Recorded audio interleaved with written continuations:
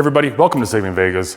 I got another set of speakers in the shop today. I'm going to be starting another project. We're going to be taking a look at that as well. I'm going to be doing a little bit of an update in this video on the Cerwin-Vega 12 TRs. Let's get to it.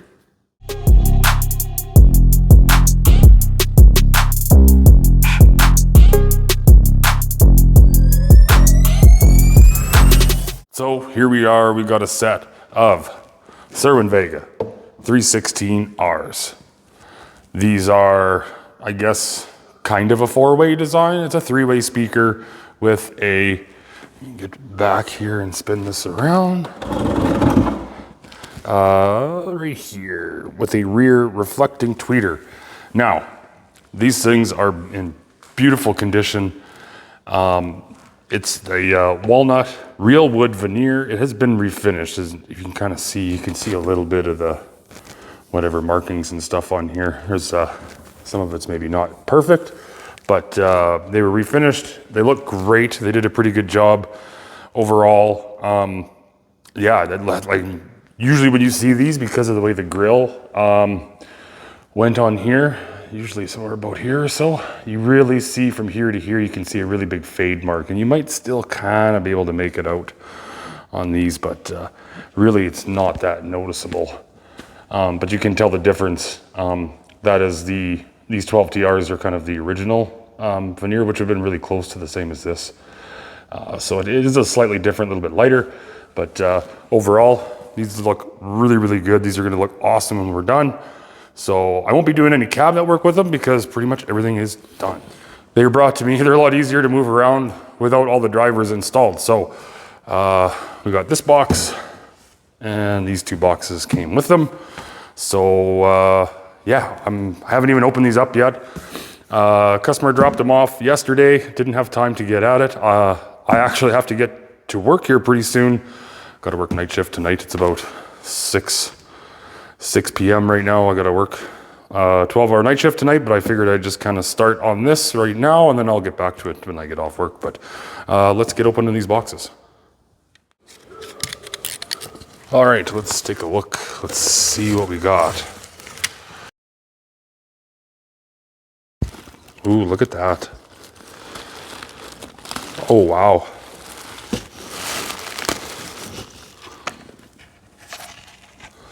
These are really, really, really nice. I imagine these are probably going to be okay. These are probably some of the best condition of these MF61 mids that I've seen yet. What we got here, even the trim rings are in really, really good shape. This one as well. This one's intact and in good shape. Here's the other mid. Like, look at these mid-range magnets, you guys. Like, these are big, beefy mid-range drivers. And you see, that's the thing with these mids is it is not just like a one-piece pressed cone. It is kind of put together. You'll see a seam right in there, and that's what you'll see with those MF61 mid-ranges. What else? Oh, we got everything in here. Oh, all the hardware, all the original screws, everything's here. That's good. And, oh wow. Okay, yeah. Here's the front crossover plate.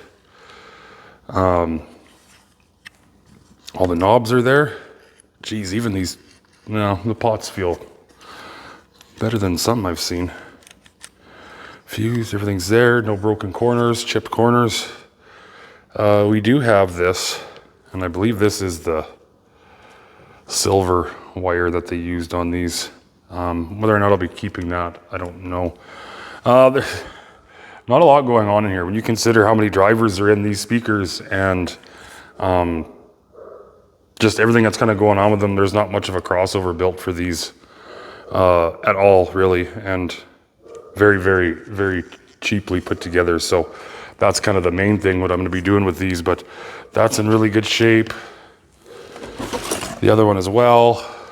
Again, no broken corners or cracks or chips anywhere. Everything's really good.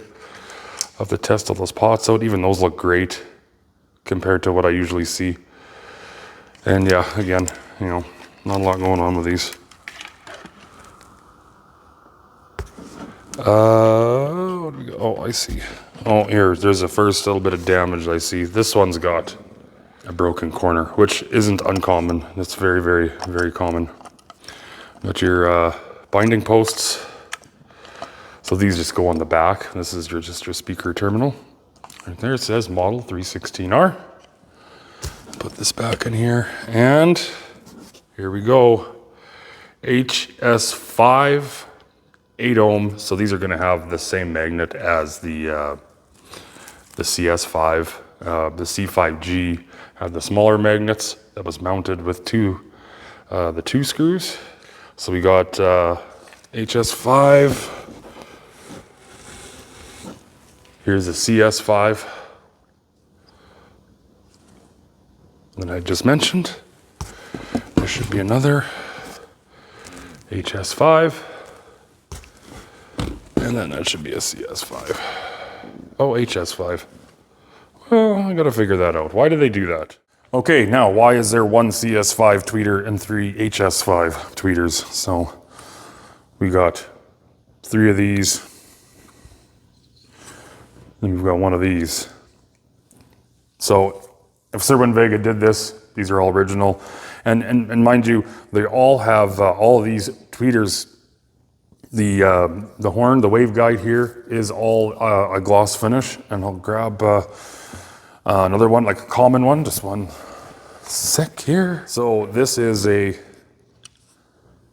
CS5 here. And you can see that the waveguide here, the horn, it's not a gloss finish, it's kind of more of a matte finish. It's got a bit of a texture on it. And these ones, that's HS5, they're the same thing though. And this one also being a CS5, has a gloss finish to it. Now most of the, when it came to the C5G, and there was the C5, I think was one.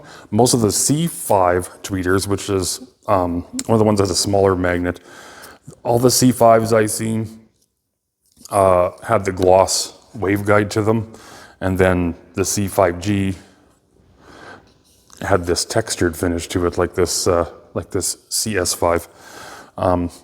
But here we are. These are the first CS5s I've seen. This is the first one that I've seen with this gloss finish waveguide to it. So kind of interesting.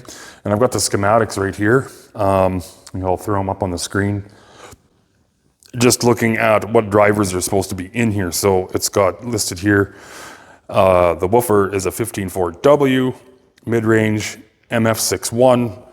And then for the rear reflecting driver is an HS5, and then for the front tweeter, it also is a HS5. So if I had to guess, that CS5 and HS5 tweeters are going to measure the same. They should. Frequency response should be the same, the impedance curve, all that stuff. I will definitely be comparing these tweeters to each other and see if there is any slight difference in that CS5 or not, and I highly doubt there will be.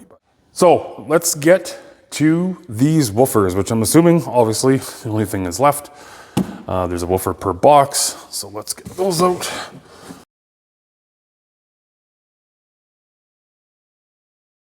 Here is the first woofer. Oof.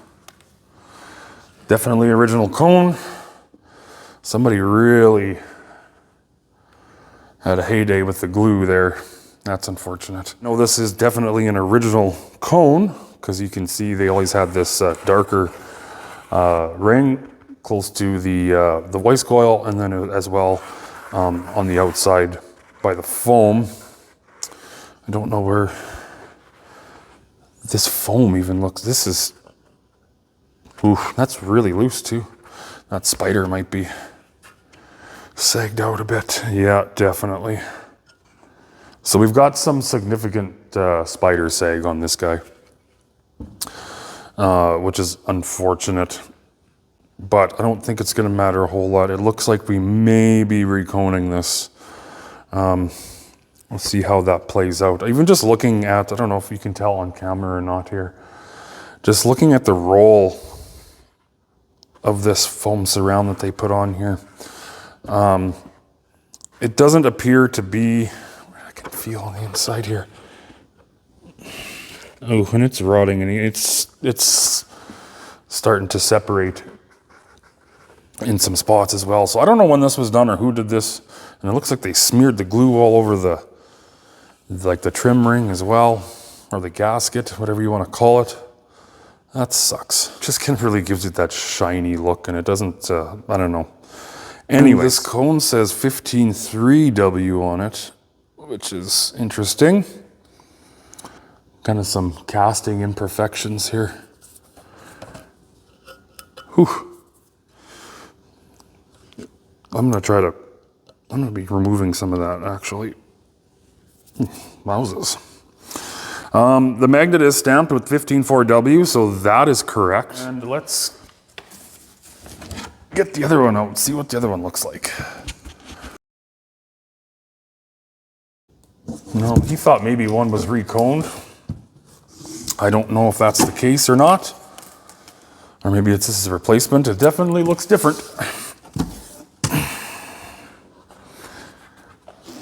There we go. This is, oh, you can see the dust on there. Needs to be cleaned up. This cone looks really good. 15.4W, so it is a correct woofer, the factory woofer in there. So some of these 316R, some of them would have the Hepner made woofer, I believe. Kind of like the 417R speaker, that the restoration I did on that one. That one had the steel stamped baskets. Like this is, I've never seen a basket with this much casting imperfections. They're very interesting. And this cone is marked EE2030. So this is a factory cone. And it is interesting that, like I've seen it before. I don't know if I've seen it with the 316Rs. I'll lay these out here and bring you guys in for a look. I'm just gonna put this down. Okay, so here we can see, these were both in this same speaker. Both the baskets are the same. They're the cast aluminum basket. This one has got, and you see a lot of the Cerwin-Vega woofers like this, even some of the D series and then the older series kind of have this, it's almost like a bluish greenish tinted paper cone. And then this one is more black. And if you look at the backside of the cone, it is the same as this with a flat attach styled comb to it. But again, this one having that different tint to it, and then this one having the black. It still has this, you can see a bit here like this darker part of the cone that is on the outside, and then towards the voice coil or towards the dust cap in the center here. And that's just kind of reinforced. That paper cone is really, really thick, and it's been reinforced there. And I think that's kind of the main thing that kind of shows up in there, but they're very, very similar. So they are, there's a good chance that maybe these woofers came like this from the factory. It appears to me to be that way anyways, because just from looking at the spider and everything, it appears to be factory. And it's not uncommon. I actually have a set of Cerwin-Vega D2s that have like a darker cone and then a lighter gray looking cone. I've never seen one with this tinted cone and a black cone, but again, not unheard of. Look at the tweeters, those are different too. Something that Cerwin-Vega seems to do a lot of. Okay, that's a 316R. That's how it came to me. What I was doing this morning before I started doing this little bit of filming here is working on designing a low pass filter for the woofer for this 12TR. I've been doing lots of work with these kind of behind the scenes. I've been lacking a little bit trying to get videos out on these 12TRs, but there's just so much to do, and it gets difficult to try to get everything done all at the same time. So basically I just wanted to give you guys an update on where I'm at. So if we look back at the original measurements I took of these speakers, so this is the factory crossover, all the potentiometers turned up to max. I'm really just actually going to be focusing on this crossover point between the tweeter and the mid-range. So looking at this crossover point between the mid-range in yellow and the tweeter in blue is not only is the crossover point quite high, there's the cone breakup here happening at about 4,500 hertz. The mid-range that's not pleasant. It dips and then it peaks, and that I knew I had to get rid of. And I definitely wanted to focus on getting the crossover point down a little further. Looking at the measurements after I redesigned the mid-range filter, I definitely got that crossover point between the mid-range and the tweeter down, and it's more or less around 2,800 hertz instead of way up there. Also, by rolling off the top a little bit of that mid-range, you can see the two little peaks there that are now down lower. That's that bit of cone breakup that was happening, and I was able to get that down low enough where it's not really affecting the overall response. So looking at the comparison of these two side by side, the original on the left, you can see that crossover point is like way up at like 6 kilohertz. And then on the right is after the new filter I designed, and you can see it brought that crossover point down to about 2,600 hertz, which is a much better crossover point for that mid-range and that tweeter. We're not having any phase issues. They're summing properly. I got a lot of that cone breakup out of there, and everything just looks really, really good. Looking at the initial spectral decay, you can see how rough it is from about 3 to 5 kilohertz there. And my goal was to kind of knock that out of there with filtering that mid-range a little better. And as you can see here, this is the spectral decay after the new filter on the mid-range, and completely got all that out of there, and it definitely looks a lot smoother, and it sounds a lot smoother as well, which is the most important thing. On to the woofer. Here is the factory measurement, and this is when I had it flipped on its back and measuring at a 1 meter distance. It's pretty rough. The factory crossover just lets it play full range. There's a whole bunch of mess going on there. Nothing that you want coming from that woofer. Looking at the spectral decay of the woofer with no filter, it is pretty easy to see that none of that's going to sound any good. And this woofer is definitely going to benefit from having a low pass filter on it. So this measurement here shows two different filters that I tried. And as you can see, the white is the original that I showed earlier. And the red was kind of the first one I played around with a little bit. It definitely got a lot of that ringing out of there, but it still had that hump in there that I didn't really want there. So then you look in the green line, that is pretty much what I ended up with. I don't believe I ended up using 100 microfarad cap on there. I believe I did change that to a 90, but as you can see, it comes in nice and flat along 90 dB, and then it starts rolling off at about 400 hertz, and it comes down pretty hard. And then you still see a little bit of that stuff at the bottom there, but again, it's nothing that is really affecting the overall response too badly, so I was pretty happy with that. And here's the spectral decay with my filter on it, and as you can see here, comes in nice and flat, rolls off nice and steep, and it looked really, really good, and it definitely made an improvement on the sound coming from that floor firing 12-inch woofer. So now what I got to do, now that I've got that low pass filter designed, I have to kind of hook everything up all at once, get a measurement on tweeter access, make sure that there's not going to be any phase issues. The biggest thing is I want to make sure that the impedance curve is still going to look good. I don't want to be causing any like really, really low resistance dips and stuff in there that's going to be really hard on amplifiers to drive. And it'd be nice to see if things kind of even out a little bit, and they should, given that I've got all these drivers playing within their own range. That should help even out that impedance curve. Here's a picture. I figured I'd just share this. This is kind of the rat's nest I got going on, but this is the original filter with the extra filters that I added onto it, and just figured I'd show you what it looks like. Bit of a rat's nest. Maybe one day I'll come up with a little more organized way of doing this, but for now, this works. Okay, here's a frequency response of my final complete done measurements. I'm pretty satisfied with them. The woofer did kind of bring up a little bit of a hump there before, like around that 300 hertz or so. I'm not too worried about that. It stays fairly flat. Again, a little bit of a bump there at 2K hertz at that crossover point, but the mid and the tweeter are summing really, really nice. And then this tweeter just kind of has that little bit of a rising response at the end there. Here is the final spectral decay. Everything looks really clean. I'm satisfied with this. Really, really happy with how it turned out. Lastly, the impedance curve. Everything looks really good. It stays fairly level for the most part. The lowest it dips down to is about 3.8, 3.9 ohms, and that's around 84 hertz. Yeah, 84 hertz. And then you've got the cabinet, the resonant frequency is actually 23.5 hertz, and it's at about 5.5 ohms there. So these 12 TRs, they can rumble the room, and it's a really satisfying low frequency bass response. I'm fairly impressed with them. Okay, that does it for the update on these 12 TRs. I'm kind of at the point now I'm going to order a bunch of parts, get the proper parts in there. As you can see behind me here, I have had them set up, and I was just doing a little A and B with my favorite set of Cerwin-Vegas, the D9s.